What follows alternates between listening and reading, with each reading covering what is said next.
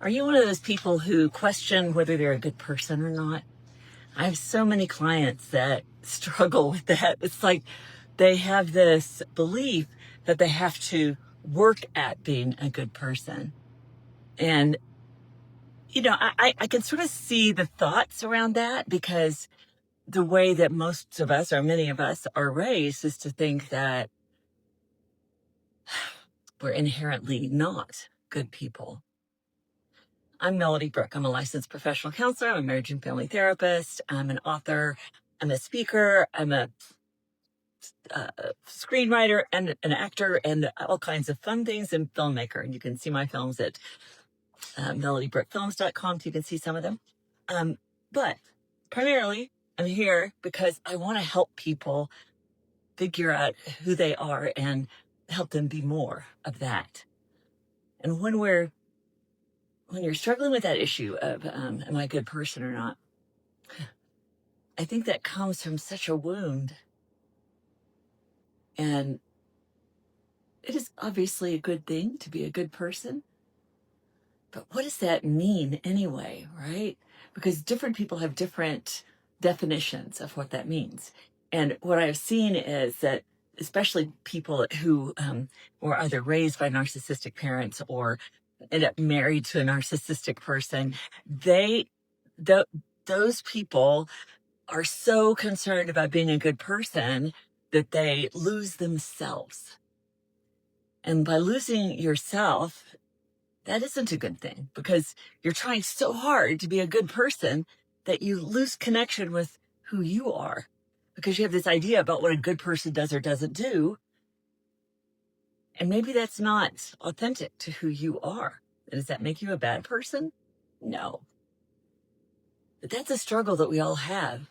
And I see it so often when people are being asked to do things that they're uncomfortable with or to do more than what they are comfortable doing in a relationship or in a friendship or even in passing, right? I can remember just a couple of days ago, I was at a Walmart. It was late at night and about 10 p.m. And this guy was like, okay, where do I go to get my phone service turned on?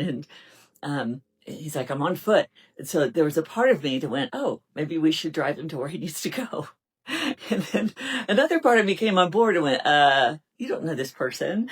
You don't know what the situation is. And odds are you're not going to be able to help him anyway. So going through that sort of dance in my head, I found that I was kind of amused with myself because I saw how easy it is for us to get sucked into doing things that are not authentic because we think it's what a good person would do. If you're asking yourself that question, you're maybe missing the point. The point is to ask and get to know yourself and know what's right for you. Because what's right for you, if you're authentic, if you are in yourself, then you know. You know whether it's something that you want to do or not. You know if you like something or not. You know if it's good for you or it's not. And you know if it's something you want to do or you don't. And this is the problem with trying to fit ourselves into a box. I've seen this so many times with parents who think that what their job is to make their kids, to like force them to be a certain way. That they feel like they have to form their children into being a good person.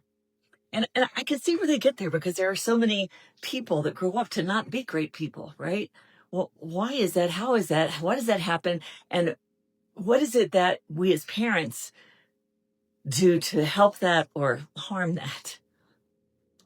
And from what I've seen in my practice, when people lose connection with themselves, that's when they're less likely to be a good person.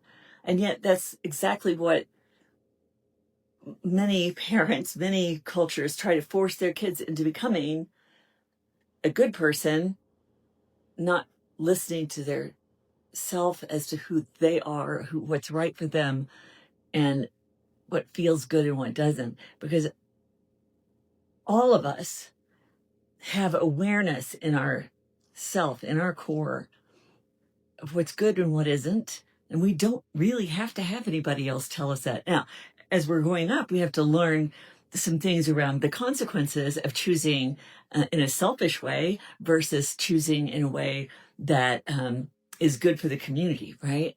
So that's part of the growing process. Like sometimes little kids, they're just darn right egocentric. They just what they want, when they want it.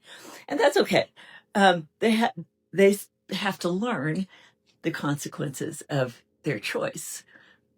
And what we see with people who are not good people, those are people who haven't learned the consequences of their choices. They are people who did not see or have empathy for the impact of what they've done or what they've chosen. And that's where we get into trouble, because we don't want to be that. But if we are authentic, and if we allow ourselves to really know who we are, and we allow ourselves to tune in to our emotional body, spiritual response to things, it's clear what we should and should not do. It's clear when we have given over ourselves, or when we're tempted to give over ourselves, or we're being asked to give ourselves over to someone else.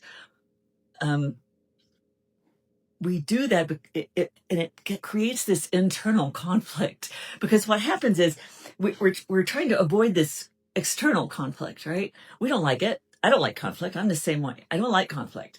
And so it's a challenge for me not to take the conflict that's outside and put it inside, because that's what happens when we do things that are not authentic.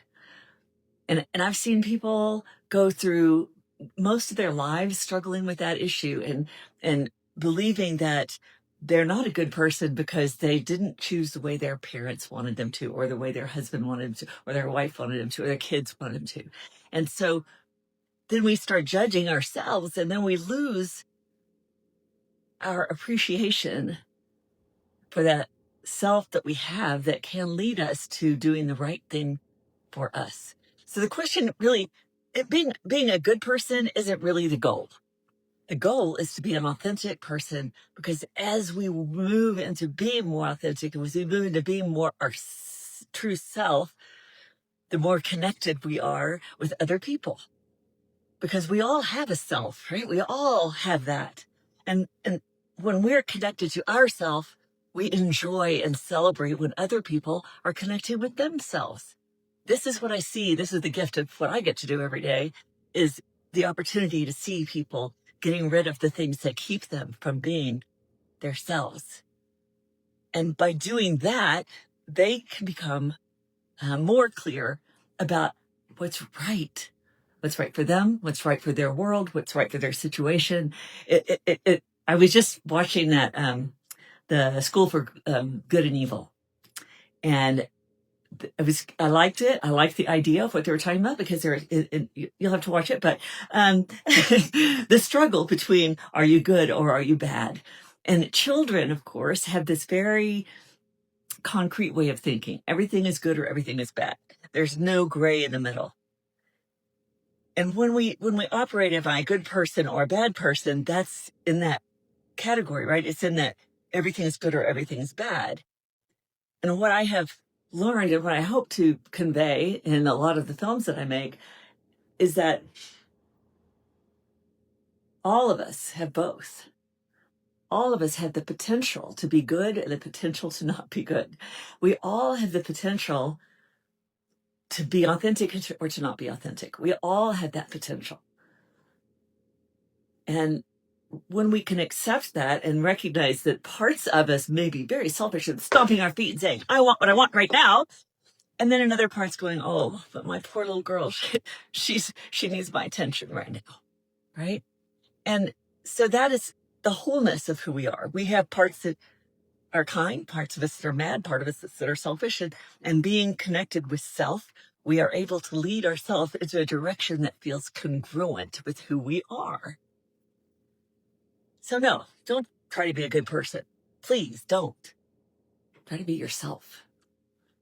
I'm Melody Brooke. I'm a licensed professional counselor, marriage and family therapist, and filmmaker. You can see my films at mellybrickfilms.com, and you can find my books on Amazon. And I'm not actually, I don't know if you noticed, I don't know if any of you are here that are usually here, but I'm in a completely different setup today, right? I'm in this completely different setup because I'm test running my tripod with a light and a microphone that I got to take with me on my trip to Europe, which next week I will be on my way. I don't know where I will be at 4 p.m. Central Standard Time next Tuesday, but if I'm someplace where I can, I'll stick it on my selfie stick or on my tripod and I'll do the live, but no guarantees. I will let you know when I find out exactly where I'm going to be when. So thanks for tuning in, and I'll see you most Tuesdays at 4 p.m. Central Standard Time.